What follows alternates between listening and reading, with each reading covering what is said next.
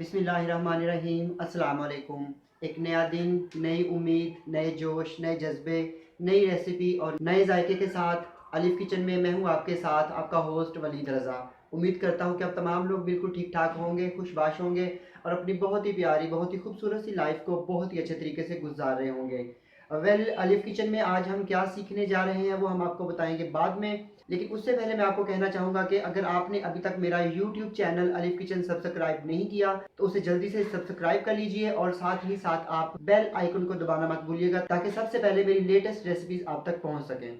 तो आज अलिफ किचन में हम लोग बनाने जा रहे हैं बहुत ही ज़बरदस्त और बहुत ही झटपट आसानी से बनने वाली, शादियों पे जो अमूमन हम लोग खाते हैं, बहुत ही मज़े की होती है, आलू बुखारे की चटनी। तो आलू बुखारे की चटनी बनाने के लिए मैंने यहाँ पे लिए 150 ग्राम खुश्क आलू बुखारे और इसको मैंने आधे घंटा पहले 1 कप पानी डालकर भिगो दिया था। इसके साथ मैं इसमें डालूंगा 1 कप चीनी।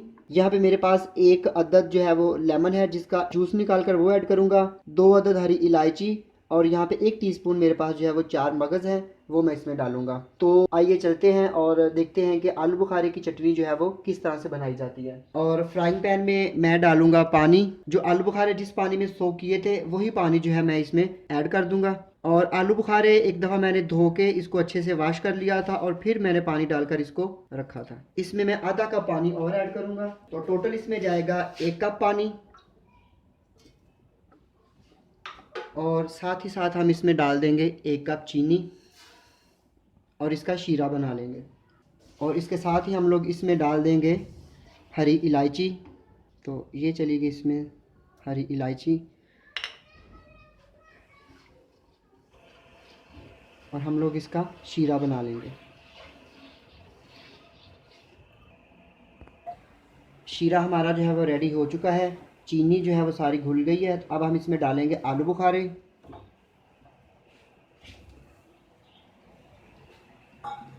और इनको गाढ़ा होने तक हम लोग पकाएंगे।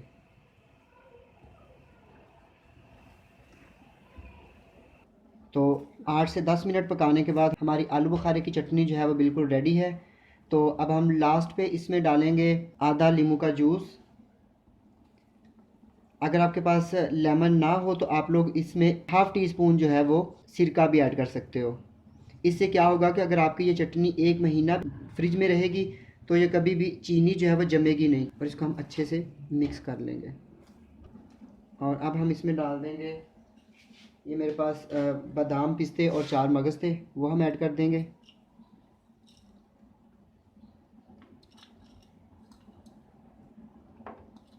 और इसको डिश आउट करके हम आपको इसकी फाइनल लुक दिखाते हैं। तो हमारी आलू बुखारे की चटनी जो है वो बिल्कुल रेडी है और मैं उम्मीद करता हूँ कि आपको ये मेरी आज की आलू बुखारे की चटनी की रेसिपी यकीनन पसंद आएगी। तो मेरी इस रेसिपी को ज़रूर ट्राई कीजिएगा और मुझे फ़ीडबैक ज़रूर दीजिएगा। और अगर आपको किसी बात की समझ नहीं आती तो आप कमेंट बॉक्स में मुझसे पूछ सकते हो। तो इसके साथ ही अलिफ किचन से वलीद रज़ा को इजाज़त दीजिए। इंशाल्लाह फिर नई रेसिपी के साथ हाज़िर होंगे। तब तक के लिए अल्लाह हाफिज़।